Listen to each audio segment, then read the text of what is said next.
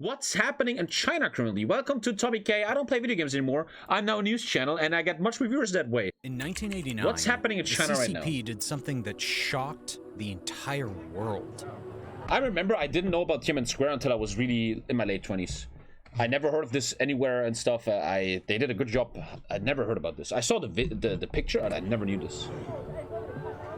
The internet kind of showed me this. The new Hassan China's democracy protests were threatening the CCP's oh, look how he has to not show it, man. rule. It made them scared. Am I gonna get banned on Twitch? So scared that the CCP decided to launch an attack against its own citizens to silence the protests.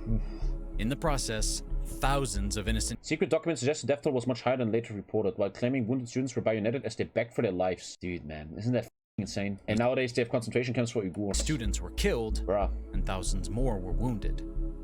In the last few weeks, something similar has been happening in China that is scaring the CCP. I've seen this stuff, but I didn't really follow it up. On July 14, over 1,000 victimized owners of rotten tail buildings, unfinished projects in Xi'an, China. I used to be in Xi'an once. Surrounded the Shaanxi Banking and Insurance Regulatory Commission. Chinese citizens across the country took to social media to do something that has never been done before. Thousands of would-be homeowners pushed for a movement to... Imagine you buy a house and all of it, and you have like money from the bank and stuff, blah, blah, blah. And then the government says, no, your money is gone. That's so scary. That hits you so in the face, paying dude. Mortgages on their homes in an attempt to put pressure on the CCP. The Chinese, their biggest bill is 500 yuan, which is like 15 euros. And I always wonder why they don't make bigger bills, man. CCP and banks to treat them fairly. Like protests broke 100, not 500. The yuan, right? It's so spammy. It's very spammy. Everybody always had these big chunks of money, man. Out in multiple cities, and the crusade look how he seems to be gaining more and more momentum each day. The CCP is so worried that it is already... Breaking news, tanks are being put on the streets in China to protect the banks. Sent out tanks to maintain stability. The CCP is fearing for its existence. And it all has to do with China's real estate bubble. According to one expert, the CCP sees this situation as a political protest, not a banking crisis. Government officials are extremely fearful about how this might turn out. But one country could already be facing a recession, and that is China. A massive protest over frozen bank deposits. Sorry, no offense, but this is like more scary than Ukraine to me. Like Russia invading Ukraine, or my bank freezes my money. The freezing of the money affects you so much more and it's so much more scary. Imagine they freeze your shit. Hundreds gathered in Zhengzhou. Tens of thousands of them have begun withholding payments, demanding compensation. Before long, thousands of security personnel appeared, accusing the local police of using violence against them. They'd rush over by the hundreds, grab somebody and beat them and kick them, regardless of whether it was men, women, the elderly or children, even people with disabilities. How can such a state survive for another 100 years, man? Big Chinese banks are at risk. Over $9 trillion in loans are at danger of defaults, and if the situation gets any worse, this could foretell the collapse of China, like the big short China, and bro. the CCP. Can you short China? You should probably short China, man. Mortgage crisis isn't the only crisis the CCP is dealing with. As covered in my previous videos, zero COVID policies and... Sorry, I just want to real quick, I want to do this more, these reactions. Dude, you're just spamming CCPs are gonna fall videos. Look at that, 5 videos in a row with the same thumbnail. Bro, you're fucking spamming this shit. Okay, maybe I'm not gonna subscribe. Let's keep watching. Bank deposit scams in Henan pose a big risk to China's fragile economy too. But this mortgage situation is by far the biggest threat, as it affects trillions of dollars, involves some of the most important industries like banking and real estate, and influences millions of households in the country. According to a well-respected expert, this mortgage crisis could be 100 times worse than the 2008 financial crisis. Yeah, but that's always so hypothetical. So to keep the news... I think oftentimes creators, content creators, YouTubers, the media, journalists, they really over-dramatize things to get you, the viewer, more hooked, right? Under wraps, the CCP censors are working overtime to censor any articles and videos that spread the truth. Now, I have my suspicions that the CCP's bots have always been disliking my China videos in order to suppress it in the algorithm. So, if you guys can just take a quick second of your time and tap that like button below, it helps me out a lot with the YouTube algorithm, calm down. Especially when covering topics that are critical of the CCP. Come on. Even though the protests started in July, the problems have been brewing for China's real estate market for decades. So, before jumping into how these protests are threatening the CCP's rule, let's first go over how the Chinese economy got to where it is now. Here in Uncle Sam's America, it's considered to be an important part of the American dream to own a home. But slowly, you guys have a big home it's getting culture. less popular among newer generations to do so because, well, it's not very affordable. China, on the other hand, is different. The importance of owning a house has only gone up in the past couple of decades. Real estate is one of the asset classes that the public trusts more than Chinese anything. people are getting on average more rich now, so they want to start actually buying houses and live like Westerners. Cultural significance to the Chinese people. Families use real estate as a way to plan for their retirement. Guys with real estate are considered attractive choices for marriage, and the amount of real estate you own is directly related to your social status in society. Considering all this, you can see why real estate prices have You need to actually rising own a home in China, or you're not allowed to go to work or school. over time. What? There's a Even high him is telling me demand to watch for other real estate videos. He's like because of you. all these factors. And coupled with incredible price rises in the past, Makes total sense, you can though. see why everyone and their mother wants to buy a home. Kind of reminds me of the 2008 US housing market. I used to invest in China and it always went down. I'd never made any money there, man. Everyone wants to buy real estate because real estate prices are only going up. The rush to buy houses was so huge that the next 20 years, there's going to be a big crash. That's crystal clear. Before even breaking ground. It's important to for sell before construction. that, man. However, even after construction finished, apartments just sat there empty because they had owners. I remember, man, I lived in Chongqing for 6 months, right? Chongqing, when the taxi driver was driving me around Chongqing, I remember there was these massive concrete skyscrapers, and there wasn't a single light at night. They were completely empty. I remember that. No inhabitants. It was like a ghost Demand city. was high because everyone wants to buy At the their time, I second thought or they're third preparing home for people to get come there rich soon on the real or estate something. boom. So supply increased drastically to match the demand. But a lot of these The old homes were sleeping just sitting all at empty. once, man. I don't As know. owners were only buying these homes in hopes of price appreciation. Because other asset sectors weren't as accessible and developed, real estate was the only thing people invested in. Based on one data set, That's Chinese China, man. That's real China. families had I around missed that. 70% of their wealth in real estate. Yes, you heard that right. Sounds bubbly. 70%. They're not much Before for Tommy mentioned The Big Short diversification. again. Talking about The Big Short, I follow Michael Burry, right, the main character on Twitter, and he's like super fucking dramatically predicting that soon we're all fucked. Just It's going imagine down, if something boys. happened to the real estate market. All right, I think I'm laying on the foreshadowing a little too thick. The collapse of Chinese property giant Evergrande and Mods shares in the highly indebted company have fallen 80% this year, and 15 towers unfinished for 7 years. Jesus Developer Christ. bankrupt. These Dude, that looks like a TV show. That doesn't even look real. towers were recently What brought the down in fuck? Shanghai. You see? That's how a building crashes. 20 years of stalled construction. Dude, wow, that's insane. Evergrande took full advantage of this boom in China's real estate market and became one of the largest developers in the country. At one point in 2018, they were actually the biggest real estate company in Asia. When people look at something that big, well, they kind of What a just time to be a assume it's all demolition legitimate. Oftentimes, though, that's not really the case.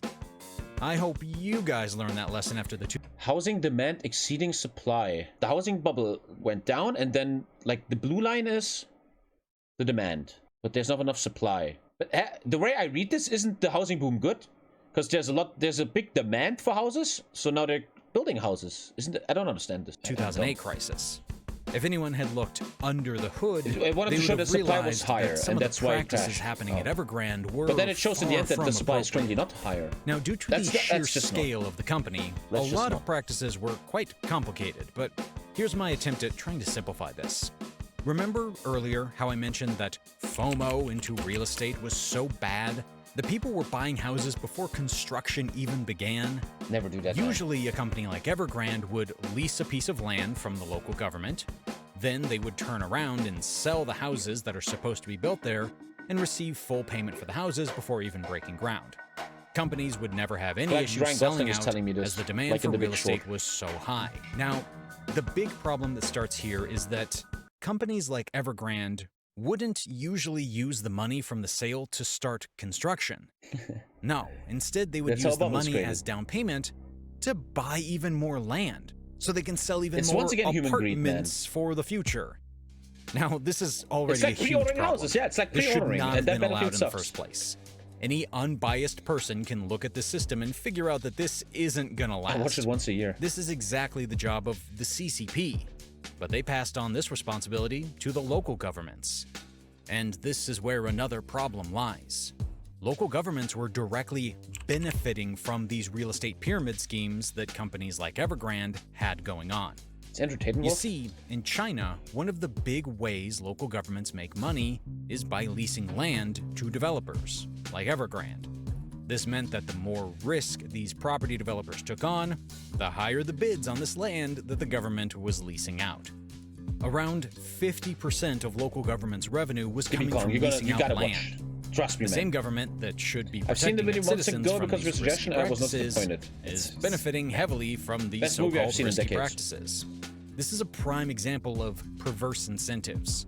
We don't even need to get into the corruption. I like how I'm wearing a Chinese shirt the whole time. On around these land leases. This was one of the main reasons why China's real estate bubble has gotten so big. Regulators were always slow to step in because it was directly benefiting them. The CCP saw where things were heading and tried to get things under control by implementing the 3 red line policies for property developers. But it was a little too late. The debt burden continues to weigh on China's Evergrande Group as its angry suppliers are protesting the developers' unpaid bills while its bondholders' patience has dissipated. It's mind-blowing to me how one company has so much power that they can crush a country, man. It should not be the case. Evergrande would list these houses as assets under their balance sheet to get more loans from the banks so they can finish construction. These houses were already sold to other people, so no matter what That's not China, though. What the fuck are you talking about? Accounting magic you use, these can't be considered assets of Evergrande. The worst part is that Evergrande wasn't the only one pulling these shady tricks. Almost every real estate company... Leading real estate companies in China 2020 by sales revenue. Country Garden, Evergrande, China Bank. I've never heard of these before, man. Company in China was operating this way. The whole sector was over-leveraged to the teeth. Just like a Ponzi scheme, the only way to continue forever is if you continue growing forever. But you can't keep growing if people lose trust in Evergrande's ability to stay solvent. And I'm sure you guessed it by now, that's exactly what happened. Once the company misses one payment, chaos ensues. This is exactly like the Big Short, one of Evergrande's subsidiary companies failed to make a payment on its loans, and people started looking deeper into its financials. This is when the House of Cards started crumbling, and the news about holy crap, look at this. Spread across the world. One failed. The debt burden continues to weigh on China's Evergrande Group. China's top real estate developer, Evergrande, is reeling under a financial crunch. Meanwhile, in China, the debt crisis at Evergrande is only snowballing. There's so many questions surrounding Evergrande. In a notice circulating on social media, the suppliers have demanded payment from Evergrande. Evergrande. As Evergrande's debt crisis deepens, small business owners and people waiting for homes to be completed are starting to despair. These investors were lured in with Thank you, various Meerkat, my brother, man. I promises. appreciate it, bro. To demand the developer to give them their money back. The protest Thank you very much for the fight, bro. I appreciate it, dude. This was a really weird stream. I really enjoyed that. I want to do these reactions more. On $300 billion worth of loans, panic spread throughout the economy. People also realized that this problem isn't limited to Evergrande. The whole real estate sector is over-leveraged, and it's starting to crumble. Chinese developers owed around $5.3 trillion in debt. When the CCP realized just how big the problem was, they decided to step in and soften the blow back in 2021. The fuck is that in the background? Holy crap, there's a Matrix mistake, bro. Ever since then, Evergrande and other real estate developers have been chugging along slowly. Look at this guy, he's making millions. CCP. And by slowly, I mean like a That's the life, bro. pace. That's the life. Construction of buildings sold in 2019 are still not done. All the funds from new sales are basically going towards paying off companies' liabilities instead of actually finishing up projects. This is just one example of unfinished projects that had to be demolished because of problems from the delay in construction. Whenever owners of these houses would ask about construction delays, they were just met with excuse after excuse. Slowly, things just got to be too much. Some of these citizens had their whole life savings invested in these unfinished projects. It's unimaginable what these people go through, man. Imagine everything you worked for your whole life goes away because of some corrupt, greedy cunt. That is, and they just couldn't take it anymore, bro. So, on July 1st, and it happens like every 50 years. All of the home buyers from a project in central China published a letter saying that they would stop paying their mortgage payments to the bank unless the construction restarts. Now, a project usually includes... Look at the Evergrande stock. Ay. That's dead, man. That's, if you see that in the hospital, man, you're fucking dead, okay? You're not waking up anymore. Thousands of houses and are worth upwards of hundreds of millions of dollars. But at the end of the day, it was just one project in a nation of 1.6 billion people, so it wasn't that big of a deal. But it didn't stop at just that one project. By the same evening, home buyers from another such project had announced the same mortgage boycott, and the movement started to spread across the nation. By July 12th, 100 projects had joined the boycott. And as of the writing of this script, over 300 projects across China are boycotting mortgage payments until construction resumes. Tens of thousands of people have willingly defaulted on their mortgages. This happened last month. I totally didn't. Attention. I mean, I had a baby, man. Have also I totally taken didn't see that shit. To protest you need to these buy construction the big guys. delays.